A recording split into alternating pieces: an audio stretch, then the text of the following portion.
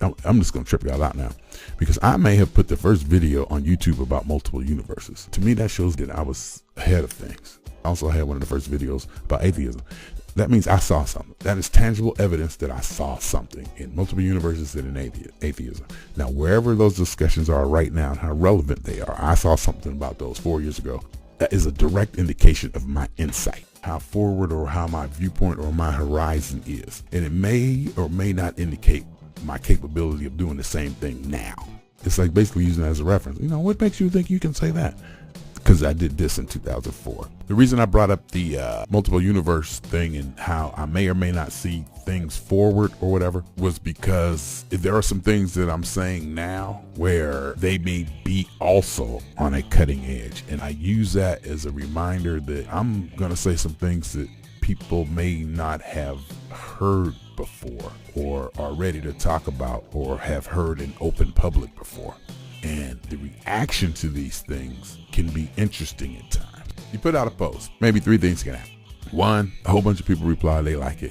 2, a whole bunch of people reply that they don't like it. Or 3, nobody replied. I've gotten to the point that where I'm starting to enjoy the nobody replies more. Those are the ones I kind of go after.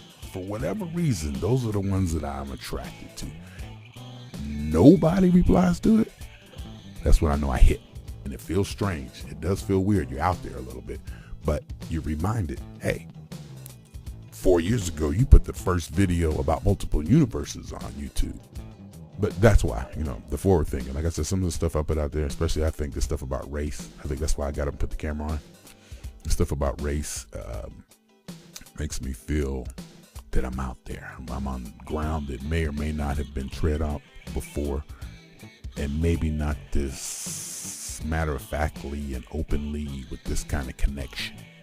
You know, looking back is what I used to justify making videos that are controversial or being on that edge. I guess I'm just used to being on that edge. Once you get used to being on the edge, you don't realize you're on the edge no more. You don't realize how far away from mainstream thinking you become. Every now and then you're reminded, and it's good. You know, it's supposed to hurt a little bit. You know, it's supposed to twist a little bit. If you're not going too far every now and then, you ain't going hard enough, if you ask me.